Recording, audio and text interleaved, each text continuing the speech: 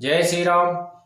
मैं ओम बाबू बघेल, सनातनी रक्षक ओम पर आपके सामने फिर से उपस्थित हूँ। आज मैं लेकर आया हूँ अग्निपथ। क्या है ये अग्निपथ?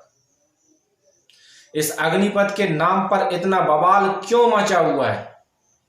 अग्निपथ भारतीय सेना में भर्ती होने का एक सुअवसर है। केंद्र द्वारा भारतीय सेना में 10 लाख नौकरियों को निकाला गया है। एक योजना, 10 लाख नौकरियों की भर्ती निकाली गई एक योजना है अग्निपथ।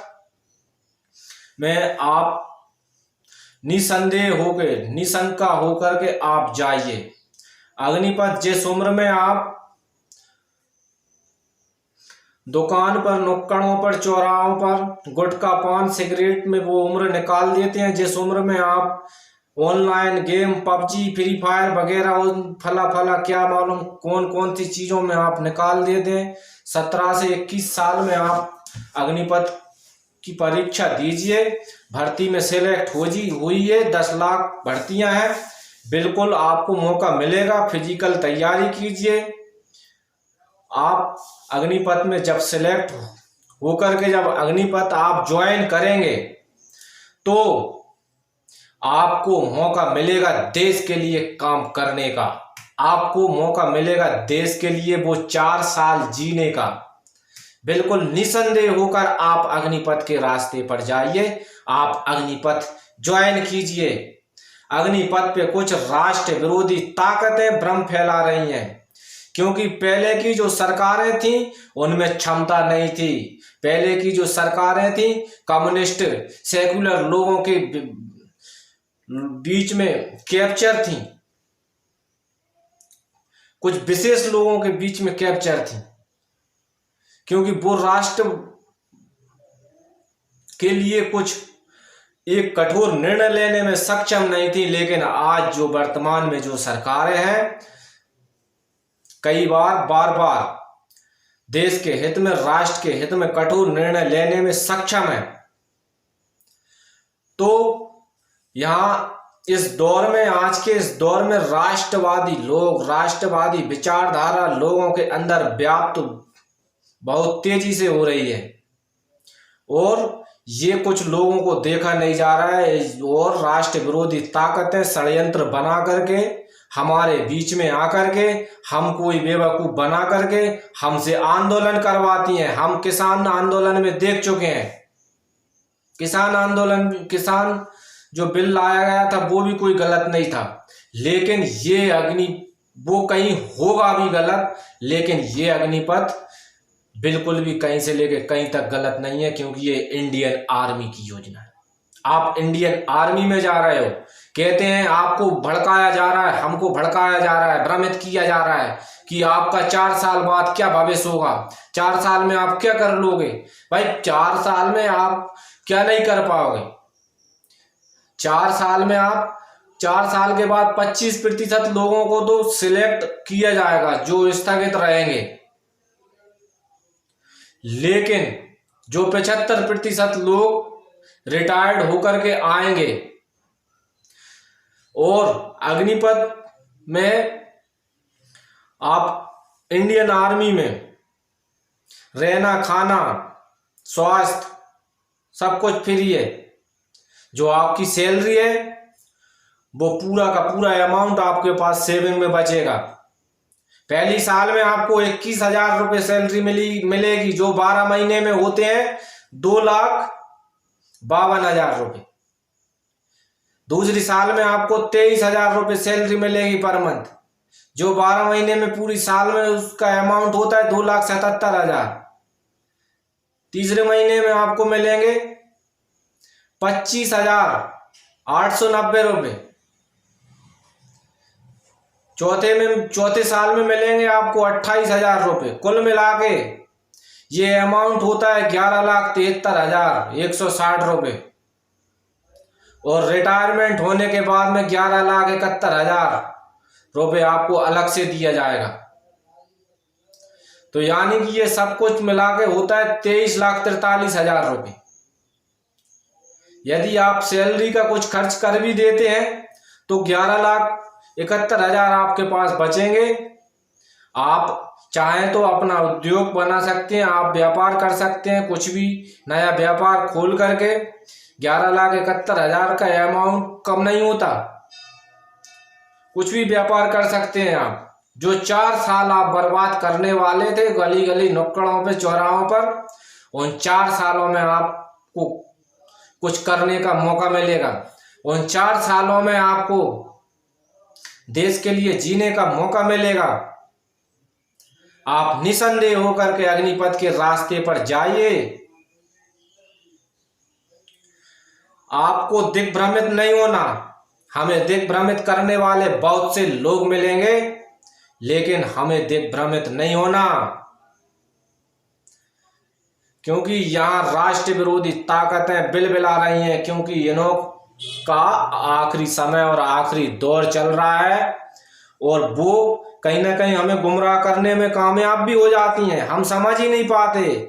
हमसे कहते हैं 4 साल में क्या होगा, 4 साल बाद हमारा भविष्य क्या होगा।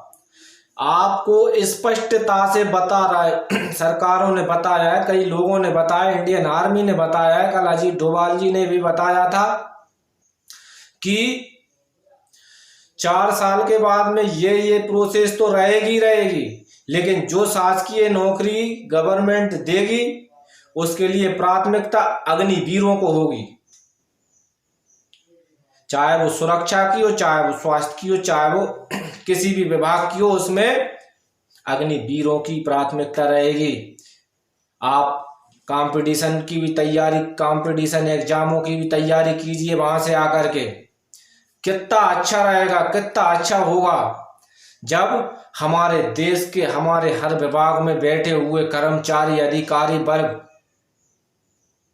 आर्मी की ट्रेनिंग दे करके, आर्मी में काम करके, देश के लिए काम करके, सरहद पे काम करने के बाद इस देश की व्यवस्था में आकर के बैठेगा। हर व्यवस्था में आकर के वो कर्मचारी बैठेगा, अधिकारी बैठेगा। और हमारे यहाँ के कलेक्टर, हमारे यहाँ का तहसीलदार, हमारे यहाँ का IAS ऑफिसर, हमारे यहाँ का SP, हमारे यहाँ का DSP, जो भी विभाग है, जो भी व्यवस्था है, जो भी कर्मचारी हैं, जो भी पदाधिकारी हैं, वो देश के लिए 4 साल दे करके आएंगे। उनका निर्माण होगा। वो किसी भी प्रकार की सेकुलर विचारधारा से दूर होकर के अपना स्वार्थ खत्म करके आएंगे। वो देश के लिए सोचिए क्या करेंगे, देश किस दिशा में जाएगा। हमारे यहाँ का कलेक्टर यदि आर्मी से ट्रेन होकर के आएगा तो वो कितने अच्छे से, कितनी गुणवत्ता से काम करेगा हमारे बीच में। कहीं ना कहीं भ्रष्टाचार इसी तरीके से खत्म होगा, क्योंकि हमारे यहाँ राष्ट्रवादी विचारधारा को दबाया जाता है। राष्ट्रवादी विचारधारा को तो कभी किसी ने उठने ही नहीं दिया, क्योंकि बहुत लंबे कालखंड से हम गुलामी देखते आए हैं। मुगलों की देखी, अंग्रेजों की देखी, उन्होंने सिर्फ हमें लूटा है। तो वही विचारधारा आज भी हमारे अंदर व्याप्त है, विद्यमान है। वो विचारधारा हमारे अंदर से जाती नहीं है। यहाँ देखने में आता है कि सरकारी कोई सी भी संपत्ति हो उसे लूटो, सरकारी है, शासकीय है, अपना क्या है। लेकिन आप विकासशील देशों में जाके देखिए, जापान में जाकर के देखिए, जापानी लोग शासकीय संपत्ति को खुद की निजी संपत्ति समझते हैं। वो ट्रेन में सफर करते हैं, यदि उनको ट्रेन में जो सीट का कवर फटा हुआ भी दिखता है, वो अपने यहाँ से सूजी डोरे से सी करके उसे ठीक करके आते हैं, क्योंकि वो लोग शासकीय संपत्ति को अपनी संपत्ति समझते हैं। इसीलिए वो विकासशील लोग हैं। लेकिन हमने तो जलाने मिटाने के अलावा कुछ नहीं सीखा, क्योंकि हमारे लिए अंदर राष्ट्रवादी निर्माण होने ही नहीं दिया। राष्ट्रवादी लोग हमें बनने ही नहीं दिया, देशभक्ति लोग बनने ही नहीं, देशभक्ति हमारे अंदर पैदा ही नहीं होने दी। जब आप 4 साल सेना में रह करके आओगे तो देशभक्ति जगेगी, देशभक्त बन करके निकल के आओगे। 4 साल में आप देश के लिए जी कर आओगे, 4 साल में आप देश के लिए कुछ करोगे। 4 साल में आप देश के लिए सरहद पर निकाल के आओगे। 4 साल में आप बारिश भी देखोगे, धूप भी देखोगे, धूप में भी तपोगे, बारिश में भी भींजोगे, सर्दियों में भी लड़खड़ाओगे, लेकिन खड़े रहोगे। इतना आपका आत्मविश्वास कठोर होगा।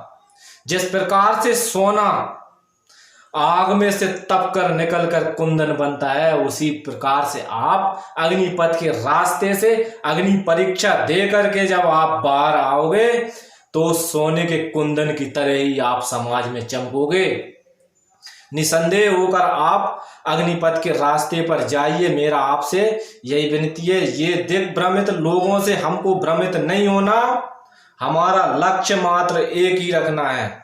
हमें बिल्कुल निसंदेह होकर अग्निपथ के रास्ते पर जाइए, देश के लिए कुछ कीजिए।